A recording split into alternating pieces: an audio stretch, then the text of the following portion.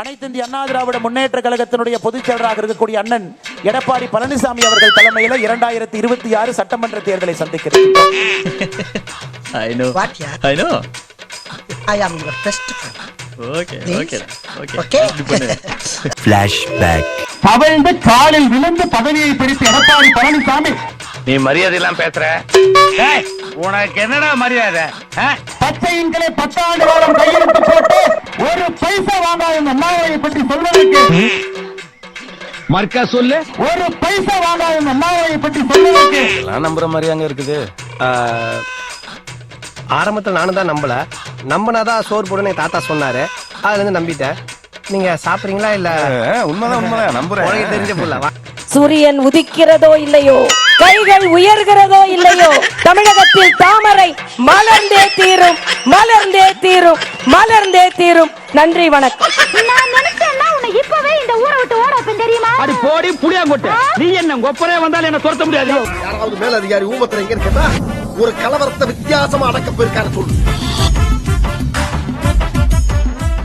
எடப்பாடி பழனிசாமி என்கின்ற தற்கொலைக்கு எந்த விதமான அதிகாரம் கிடையாது. நான் கேட்காத மாதிரி இருக்கல, அதே மாதிரி நீயும் கேட்டு கேட்காத மாதிரி பேச்சு வாடாடே என் கூட ஒத்தி கொத்தி வாடாடே. இருப்பா. நீ இருப்பியா மனுஷனா? நீ மானகிட்ட 2026 புரட்சி தலைவர் நடத்திய இந்த கட்சி இது போன்ற கேசு தலைவர்கள் என்று வழிநடத்திக் கொண்டிருக்கின்றீர்கள்.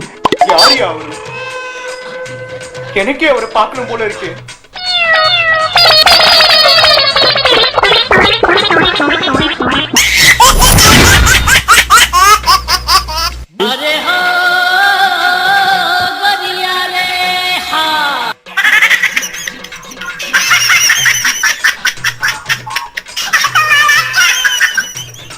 அடச்சி அடுத்தே விட்டான் ஐயா.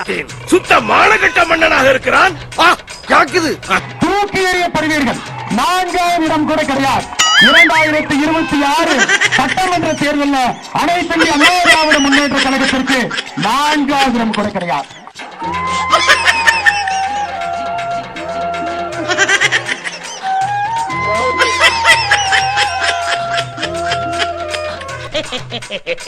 எதுக்கு சிரிச்சு நீ? பல்ல புடிங்க வெளியேறிஞ்சிரு. அனைத்து இந்திய அண்ணா திராவிட முன்னேற்ற கழகத்தினுடைய பொதுச் செயலராக இருக்கக்கூடிய அண்ணன் எடப்பாடி பழனிசாமி அவர்கள் தலைமையில் 2026 சட்டமன்ற தேர்தலை சந்திக்க இருக்கின்றோம். அட வெக்கம் கட்டுவீங்களா? இதுக்கு எதுக்குடா வெள்ளையங்கிலி மாலைன்னு? இதுக்கு ஒரு 4 பேர்த்த மூத்திரத்தை வாங்கி மடக்கு குடிக்க வேண்டியதானே? ஏன்டா இந்த வேலை பாக்குறீங்க?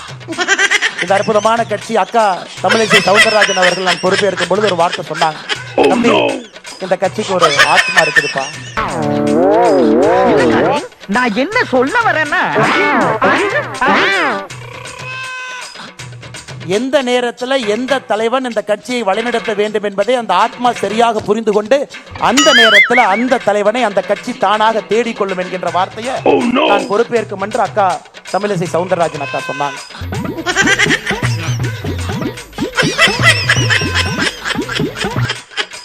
இன்னைக்கு இந்த நேரத்தில் ஏப்ரல் 12ஆம் தேதி 2025 இந்த கட்சி தன்னை வழிநடத்தக்கூடிய தலைவன் அந்த ஆத்மாக்கள் எல்லாம் சேர்ந்து ஒரு தலைவரை அடையாளம் காட்ட போறாங்க.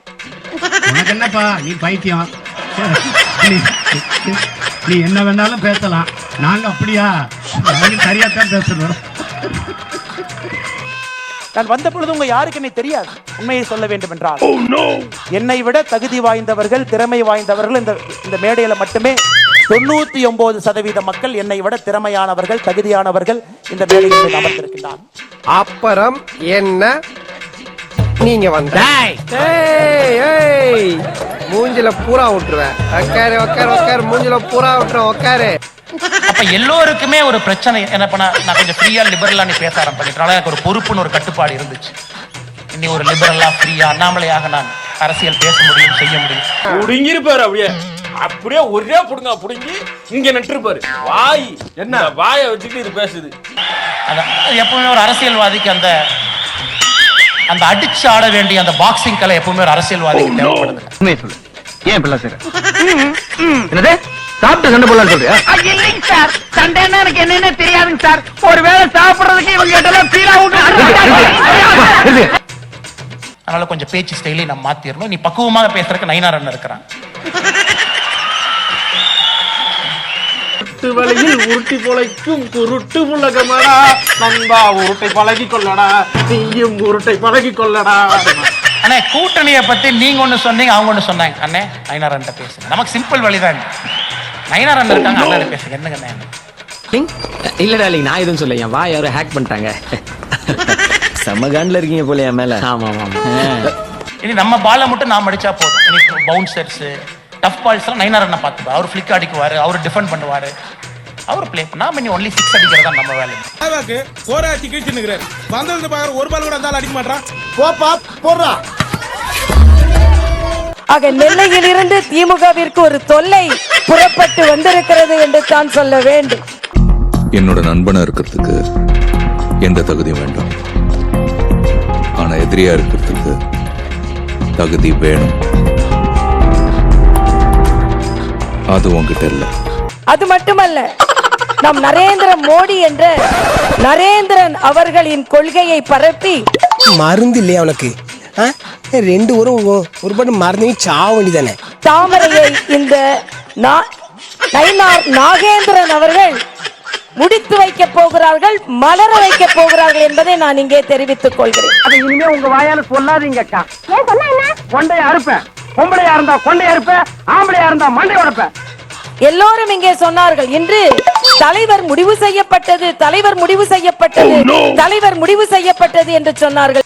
என்னன்னா அந்த கிழட்டு மூதைக்கு கிறுக்கு பிடிச்சிட்டு தலைவர் முடிவு செய்யப்பட்டது எதற்காக என்றால் திராவிட முன்னேற்ற கழக ஆட்சிக்கு முடிவு கட்டுவதற்காக இன்று தலைவரை முடிவு செய்திருக்கிறோம் என்பதைத்தான் நான் இங்கே சொல்லிக் கொள்கிறேன். அப்பா பார்த்தாலும் வாய் ஒன்று சும்மா நடக்காதோ? இல்ல நீ தான் ரொம்ப ஓவரா பேசுறியா கிளடு. குளத்தில் தாமரை வட்ட இலையோடு இருந்தால் மலரும். யாராலும் மழை போட முடியாது. இப்படி அணை போட்டா இருக்கிற அணையும் உடைஞ்சு போயிடு. நீ ரொம்ப பேசுற, சில்லுமுக்கு உடைச்சு விட்டுருவேன். ஆனால் தமிழகத்தில் தாமரை இரட்டை இலையோடு இருந்தால் அதுவும் மலரும் என்பதைத்தான் இன்று நமது அமித்ஷா அவர்கள் நமக்கு சொல்லிக் கொடுத்து கொண்டிருக்கிறார்கள். இந்த ஐடியா உனக்கு யாரு கொடுத்தா? பக்கத்து வீட்டுல புக்கா குடி வந்த கால மாமி கொடுத்த ஐடியாவா? வேற யாரு? அக்கம் பக்கத்துல குடி இருக்கானுங்க உன் ஃப்ரெண்ட், அவளுக்கு கொடுத்தா? வேற யாரு கொடுத்தா? ஆக அந்த கிராம ராஜ்யத்தை, ராம ராஜ்யத்தை படைப்பதற்காக தமிழகத்தில் இன்று பாரதிய ஜனதா கட்சி ஒன்று கூடி இருக்கிறது. பண்ண முடியாது, வர முடியாது நம்மளால. அவள்தான் சங்குதான் ஓதணும் எங்களுக்கு.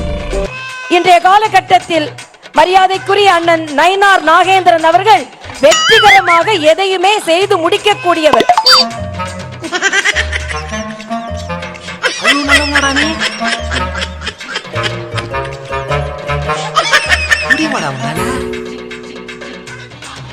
அவர் இன்று திராவிட முன்னேற்ற கழக கூட்டணிக்கு சிம்ம சொப்பனமாக இருக்க போகிறார். தாமரை மலர வேண்டும் என்று நமது சொப்பனத்தையும் அவர் நிறைவேற்ற போகிறார் என்பதைத்தான் நாம் எல்லாம் இன்று எழுதி வைத்துக் கொள்ளக்கூடியது. அதான் வாழ்க்கை.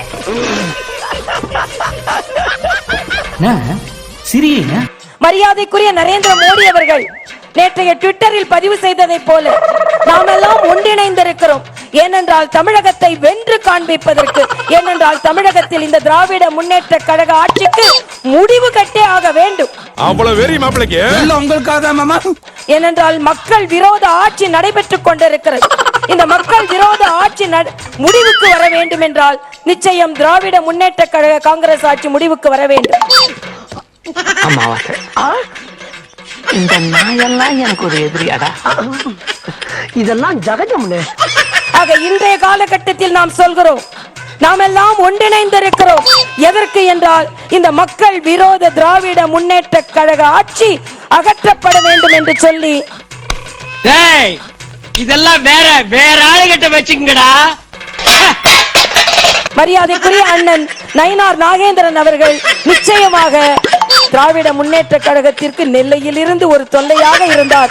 ஆனால் இன்று தமிழகத்தில் இருந்தே ஒரு தொல்லையாக அவர் மாறுவார். நிச்சயமாக நாம் எல்லாம் வெற்றி பெறுவோம் என்று சொல்லி நீங்க படுத்துற நிமிஷம் தாங்க முடியலையே.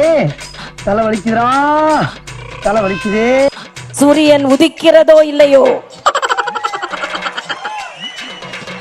கைகள் உயர்கிறதோ இல்லையோ, தமிழகத்தில் தாமரை மலர்ந்தே தீரும், மலர்ந்தே தீரும், மலர்ந்தே தீரும். நன்றி, வணக்கம்.